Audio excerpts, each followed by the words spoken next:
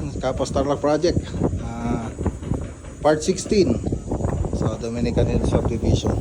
So, ganito pa yung tiles na ilalagay po rito. Kaya lang nagkulang po tayo. Tapos yung polycarbonate na gano'n natin sa friendship, ito na po siya, naikabit na po siya. Ayan, so update lang po tayo rito. So dito naman sa may toilet and bath, ayan, nilagay din yung ito, toilet bowl tsaka yung shower.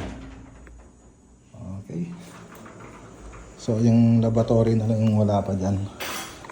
Lavatory. Tapos ganun din dito sa may kabilang toilet and bath. Yan. Okay. Kasi ito yung kabilang side ng ano natin. Sa may lanay. Ayan, no.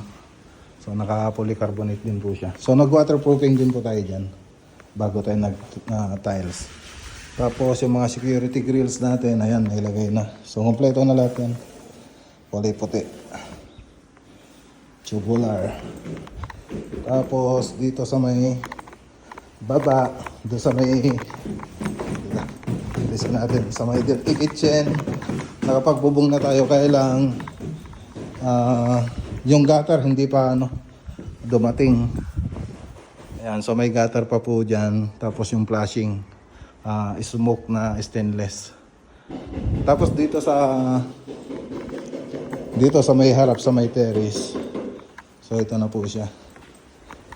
Ayan. So nagtatiles na rin po sila rito. Tapos ganoon din dito sa may garage. Ayan, nagsisimula na rin kami rito. Okay. So ayan lang yung update dito sa Kapos Tarlac Project, Dominican Hill Subdivision. Ganda na.